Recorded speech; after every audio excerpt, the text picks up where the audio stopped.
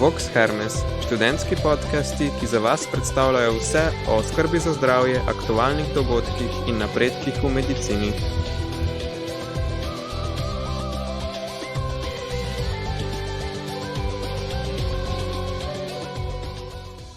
Dragi poslušalci in poslušalke, pozdravljeni v novi epizodi. Danes bomo govorili o temi, ki se je v zadnjih tednih večkrat pojavila tudi v ostalih medijih, in sicer o zalogah krvi.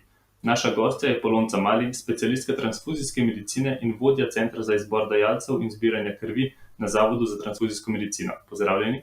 Lep pozdrav. Epidemija v Sloveniji se je uradno začela 12. marca, z njo pa so se začeli uvajati tudi različni ukrepi. Kako je epidemija in z njo povezani ukrepi vplivala na zaloge krvi v Sloveniji? Epidemija COVID-19 in pojav obolelih je prinesla številne spremembe v celotnem zdravstvenem sistemu in vplivala seveda tudi na preskrbo s krvjo, tem bolj na organizacijo krvodajalstva in zbiranje krvi, tako na terenskih krvodajalskih akcijah, kot tudi na transfuzijskih ustanovah. Zagotavljati smo morali vse ukrepe, ki so bili povezani z preprečevanjem širjenja okužbe med splošno populacijo, torej zagotavljati socialno distanco, zagotavljati in preprečevati prenos širjenja okužbe s pomočjo mask in pa čiščenje oziroma pravilno higieno, umivanje in razkuževanje rok. Predvsem smo ponosni, da so naši krvodajalci vse naše ukrepe, ki smo jih izvajali, sprejeli z velikim razumevanjem. Največji ukrep, ki smo ga zato, da bi ustregli in nekako sodelovali pri preprečevanju širjenja okužbe, je bilo naročanje krvodajalcev na ure in na določen dan odvzema, tako na terenskih krvodajalskih akcijah, kot tudi v transfuzijskih ustanovah. To je pomenilo, da se krvodajalec še vedno se morajo naročiti na odvzem, da preverjamo njegovo zdravstveno stanje, ali je bil morda v kontaktu z zbolelo osebo, v zadnjem času še toliko bolj aktualno, ali morda prihaja iz držav, ki so se znašle na rdečem seznamu in imajo predpisano obvezno 14-dnevno karanteno in morajo zato krvodajalci odložiti darovanje. Uvedli smo torej naročanje, da krvodajalec pride na odvzem. Sedaj odvzemi potekajo izredno tekoče, s tem imamo možnost, da omogočimo pretočnost, da se ljudje ne družijo, ne zbirajo in torej ne čakajo na odvzem. To novost so z veseljem sprejeli tako naši krvodajalci kot tudi osebje, tako da je bilo zadovoljstvo na obeh straneh. Kar se tiče preskrbe s krvjo, je seveda v začetni fazi to vplivalo tudi na število krvodajalcev, ki so se odzivali na vabila Rdečega križa Slovenije. Namreč Rdeči križ Slovenije je s svojimi 56 območnimi združenji zadolžen za motivacijo, promocijo in povabilo krvodajalcem na terenske krvodajalske akcije in na odvzem krvi. To je pomenilo, da je bilo število krvodajalcev, ki so prišli na odvzem, morda na določene dneve manjši, kot smo to sicer bili navajeni pred epidemijo ali pa pred razglasitvijo epidemije, tudi zaradi ukrepov, ki smo jih morali uvesti. S tem so seveda zaloge krvi nekoliko padle pod tiste visoke zaloge, ki smo jih bili vajeni in s pomočjo katerih smo zagotavljali nemoteno preskrbo s krvjo. Vedeti moramo, da se je ustavilo tudi zdravstveno delovanje. Vemo, da so bile operacije in posegi, ki so bili nenujni, odloženi za kasnejši čas, in to je pomenilo, da smo tudi z temi krvodajalci, ki so se odzivali v manjšem številu, lahko nemoteno priskrbeli vsem, ki so kri potrebovali to življenjsko tekočino in to zdravljenje. V zadnjem času pa se pojavljajo ponovno in zaganjajo pogoni operativnih posegov, zato se potrebe po krvi povečujejo in sedaj tudi krvodajalce potrebujemo. Zato jih pozivamo, da se odzovejo na vabila Rdečega križa ali samih transfuzijskih služb. Vemo, da jih morda tudi včasih vznemirjamo na delovnem procesu, kličemo, da naj pridejo in darujejo kri. Veseli smo, da se odzivajo v številu in da prihajajo na odvzeme.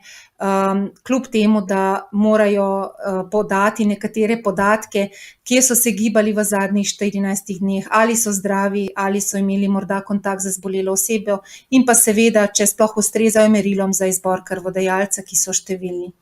Zahvaljujem se krvodajalcem, da tako aktivno sodelujejo pri vzdrževanju trenutno znižanih zalog krvi, vendar verjamem, da se bo njihov odziv v jesenskem času tudi povečal in s tem se bodo naše zaloge približevale zalogam, kot smo jih bili vajeni pred epidemijo.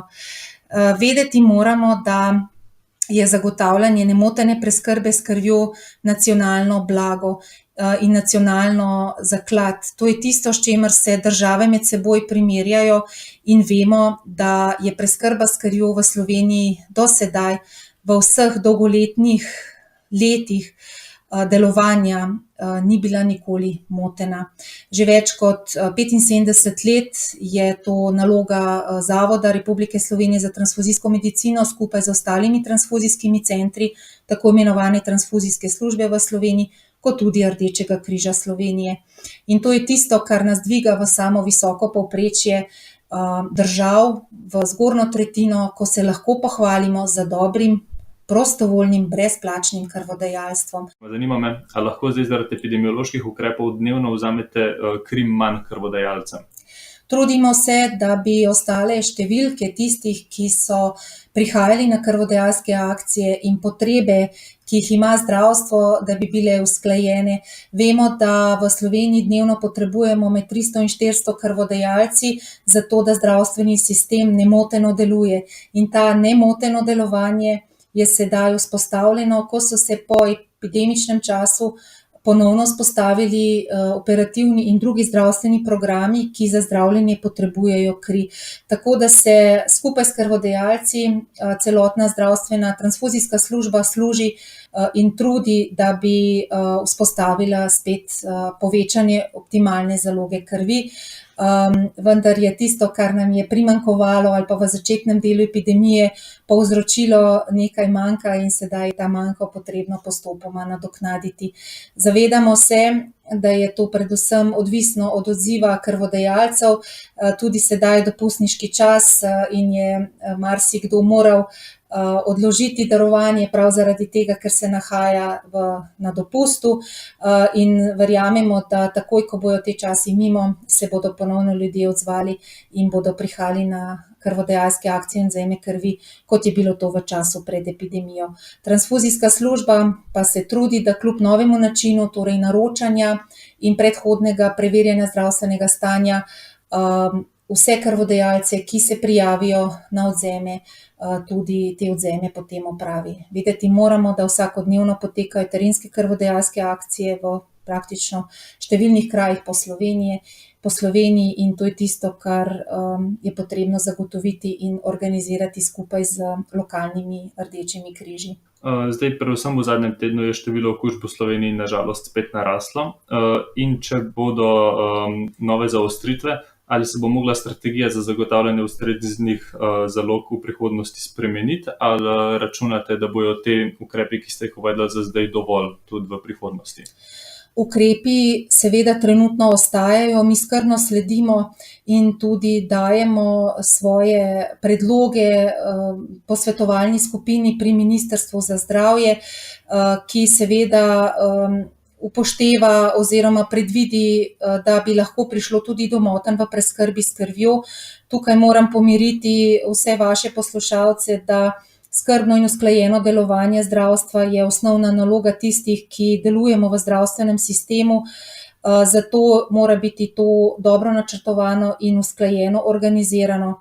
Če me vprašate trenutno, kaj je najbolj pereče, je seveda postavitev določenih držav, kjer se pojavlja večje število zbolelih na rdeči, rumeni in zeleni seznam držav, tako da to lahko vpliva na to, da se naši krvodajalci ne morejo hipno odzvati na odvzem krvi, pač pa, če so dobili karanteno ali so se vračali iz neke države, kjer je svetovana počakati ali pa 14-dnevna samoizolacija, da lahko to vpliva potem na število ljudi, ki se odzovejo na krvodajalsko akcijo.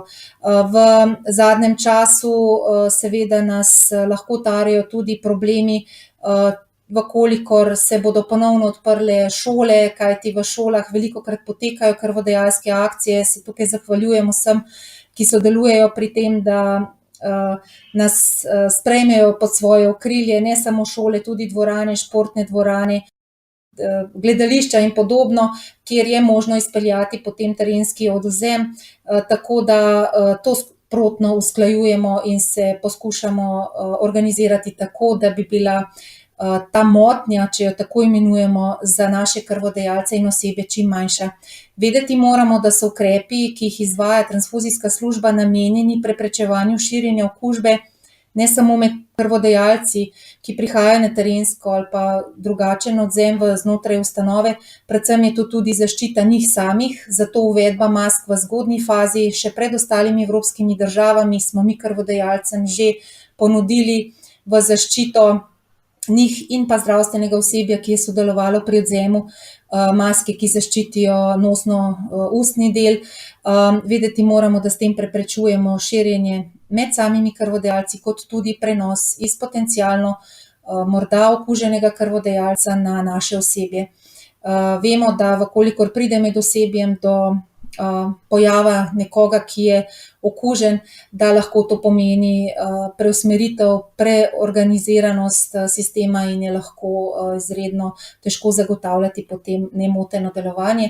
Zato toliko nekih ukrepov, ki pa jih vsi sprejemamo z velikim razumevanjem. In tukaj tudi zahvala vsem zdravstvenim delavcem, ki pravzaprav pomagajo za svojim vzgledom, pravilnim nošenjem maske, pravilnim higieno in razkuževanjem rok, prostorov, okolice, vzdrževanjem socialne distance, tudi izven zdravstvene ustanove k temu, da se bolezen ne širi. Zbiranje krvne plazme je za vas sicer ustaljen postopek, ampak v zadnjih tednih zbirate tudi krvno plazmo ljudi, ki so preboleli COVID-19. A se pogosto zgodi, da zbirate plazmo za zdravljenje s protitelesi? Vedeti moramo, da je zdravljenje z specifičnimi proti določenemu mikrobu, organizmu, usmerjenimi protitelesi, star način zdravljenja, ki je veljal že v preteklosti, ko ni bilo na voljo skoraj nikakršne terapije z zdravili oziroma z cepivi, kajti imunski sistem vsakega posameznika je naravnan tako, da če se srečamo z nekim okužbo, z nekim mikrobom, da proti njemu telo odreagira tako, da bi ga iz telesa odstranil oziroma ubil. To je osnovna funkcija našega imunskega sistema, ob tem pa ta imunski sistem proizvaja protitelesa, torej orožje, s katerim zajezi ali pa celo uniči oziroma omogoči preživetje posameznemu organizmu, torej našemu telesu.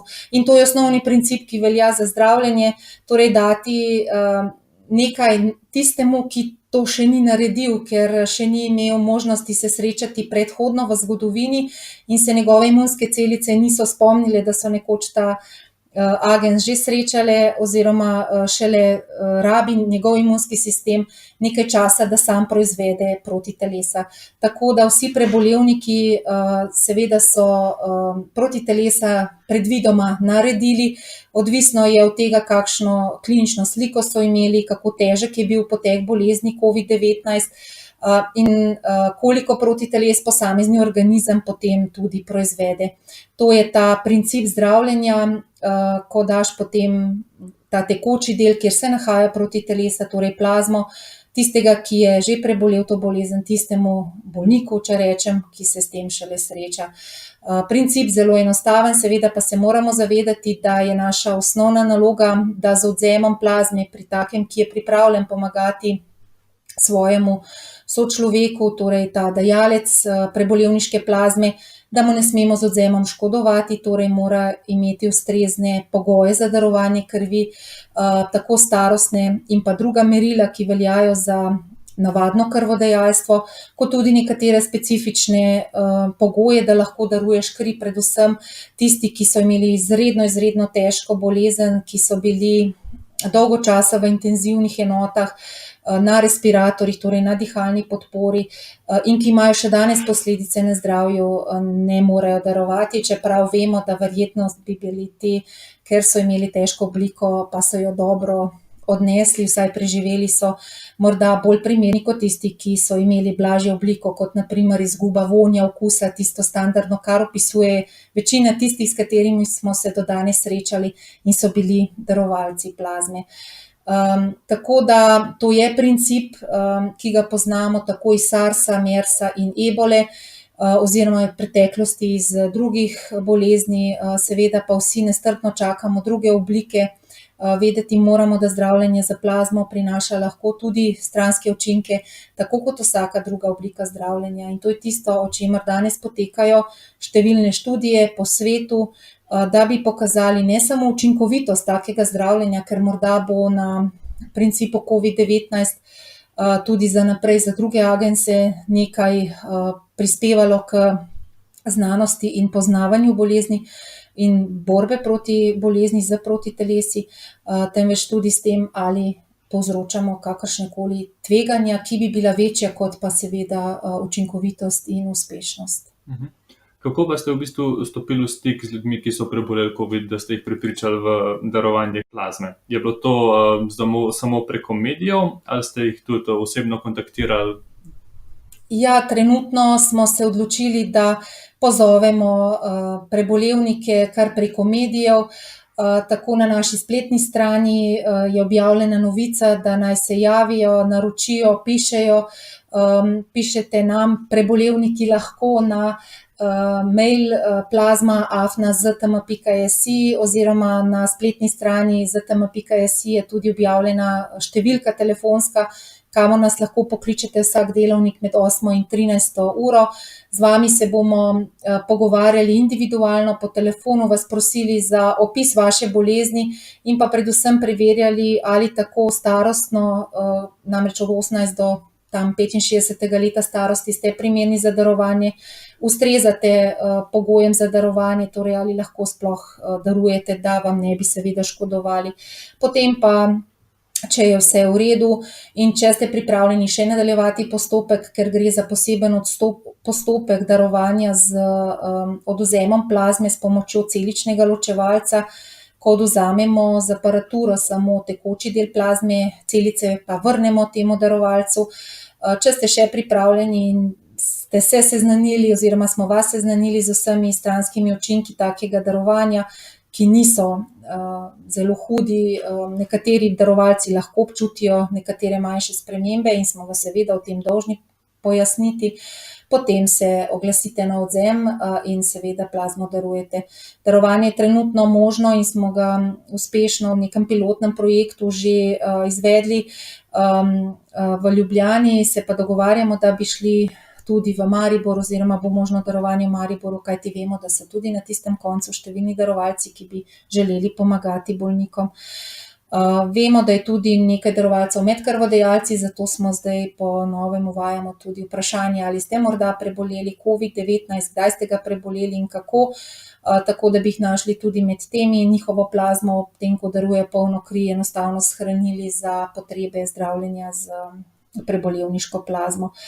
Sicer pa je v planu tudi individualni pristop z pismom, ki ga bojo prejeli prebolevniki, v katerem jih bomo vljudno prosili, naj ne zamerijo, da se obračamo na njih, vendar menimo, da morda lahko imajo v svoji plazmi dragoceno zdravilo, ki bi pomagalo tudi drugim pri preživetju.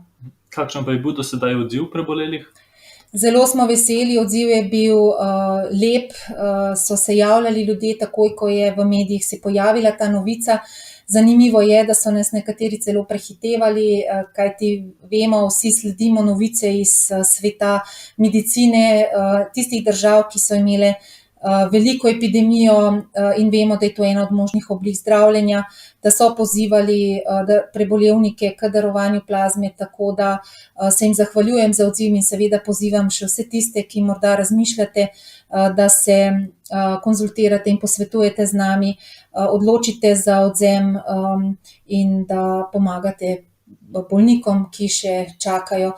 Jaz sicer iskreno mislim in upam, da tega hudega vala, hudega vrha epidemije ne bo in da se bomo nekako prekužili po manj hudi in manj kritični poti, vendar virus preseneča, kot preseneča narava sama. Tako da je veliko še tega skrivnosti okrog koronavirusa in v bistvu vsak dan spoznavamo nove in nove spoznanja. S tem sem prišla do konca. Za zaključek lahko še enkrat pozoveva vse k darovanju. Veliko informacij so izvedeli že v tem podcastu, vse ostale pa lahko najdejo še na vaši spletni strani. Hvala za pogovor in za vse odgovore.